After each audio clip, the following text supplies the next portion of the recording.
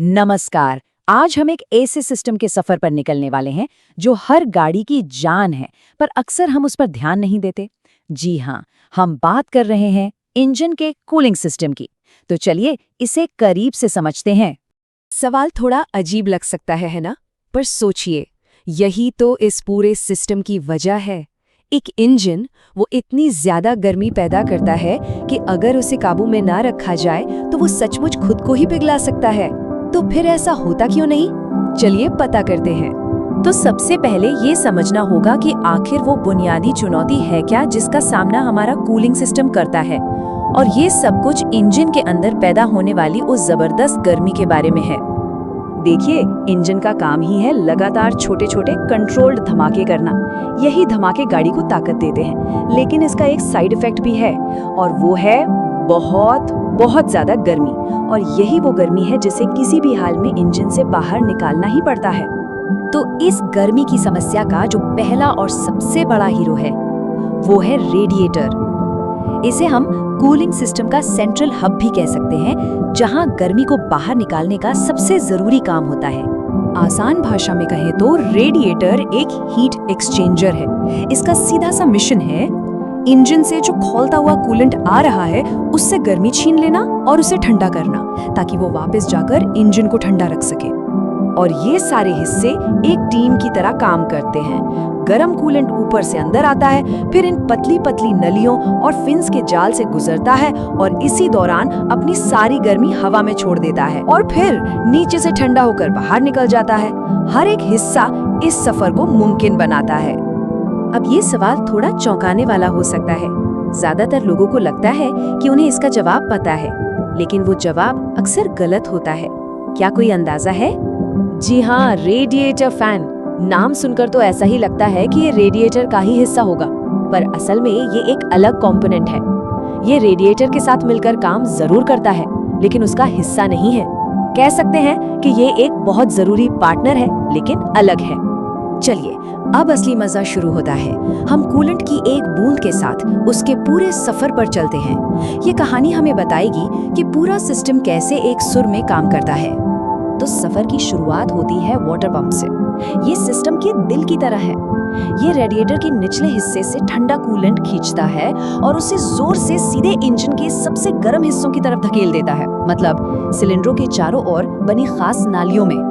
और जैसे ही हमारा ठंडा कूलेंट इन गर्म सिलेंडरों के पास से गुजरता है, वो एक स्पंज की तरह उनकी सारी गर्मी को अपने अंदर सोख लेता है। तो यहाँ पर ठंडा कूलेंट अब गर्म हो चुका है और उसने बदले में इंजन को ठंडा कर दिया है।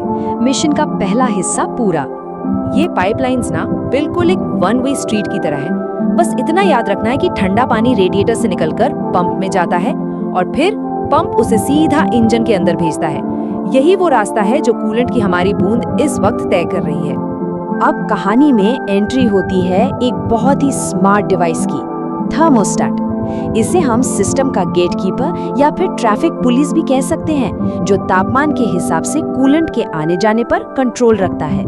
थर्मोस्टेट का काम करने का तरीका बहुत स्मार्ट है। जब इंजन ठंडा होता है तो ये वाल्व बंद रहता है, मतलब कूलेंट को रेडिएटर में जाने की इजाजत ही नहीं है। वो बस इंजन के अंदर ही घूमता रहता है। लेकिन जैसे ही इंजन लगभग 80 डिग्री सेल्सियस पर पहुंचता है, जो कि उसका सबसे अच्छा वर्किंग टेम्परेचर है, ये स्मार्ट वाल्व खुल जाता है और गर्म कूलेंट को ठंडा होने के लिए रेडिएटर की तरफ जाने का रास्ता दे देता है।